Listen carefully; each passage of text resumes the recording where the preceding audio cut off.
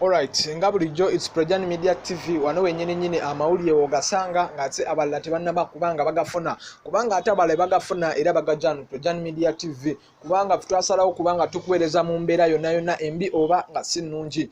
Kale esaawa zino wenjogerera kansuke ate nkweko ku hit katini nnyo kugulira ffenna ku lwaleero.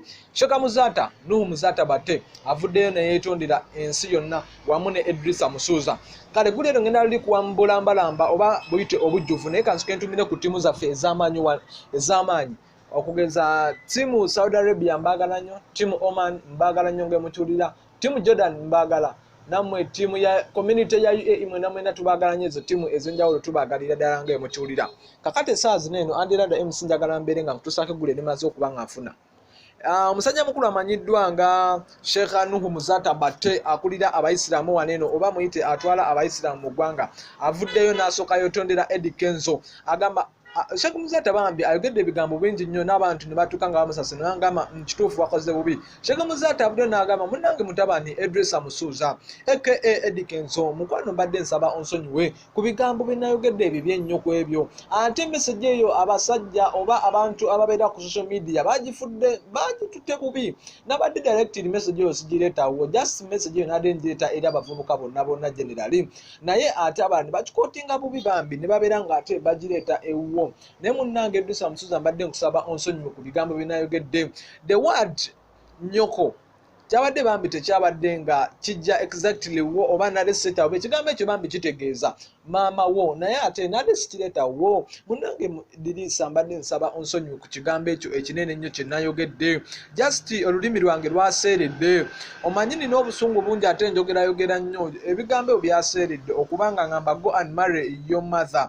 Bambi nsonyiwa Edrisa Musuuza bambi Sheikh Nuhu Muzata yeetonze nga kirabira ddala ekintu kino yanyoleddwa n'agamba munno Edrisa oli musajja mukozi nnyo era ensi ekumanyi era abaana bo bakulaba nnyo era abaana bo bakyakutunuulira nnyo abaana bo bakwagala mu future era oyigiriza n'abavubuka bangi nnyo mu ggwanga Uganda okubanga bakola babeere n'amaanyi ate babeere nga bakkiririza mu achieve babeere nga bakkiririza mu bulamu bw'ensi buno eno okubanga babeerawo bulungi nnyo muganda wange.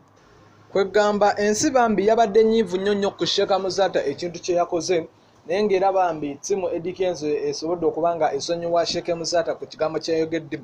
Ne Sheikh Muzata teyakomyawo n'asooka ate asiga Eddie Kenzo akantu akalungi oba muyite akaziga akalungi ng'agamba Eddie Kenzo ensi era n'abavubuka bonna nga bwe nkugambye balabira ku ggwe era oyigiriza abantu bangi nnyo nga bw'okiwulira era olina generation gy'otaddewo nga yiyo erina kyekuyigiddeko Edrisa Musuuza abeera mugumu naye ebigambo ebyo bye nayogedde ku mukolo gwa Rema ne Ssebunya mbadde nsaba onsonyiire mwana wange ddala nsonyiwa nga bw'okiwulira just lulimi nga bwe nkugambire lwaseredde okubanga neyogeza nnyo Sheikh Nuhu Muzata n'ateekako Sheikh Nuhu Muzata ebigambo Sheikh Muzata bambi yayogedde bingi nnyo naye nga bambi obitunuddemu kyo kituufu musajja mukulu ono asaana okubanga asonyiyibwa.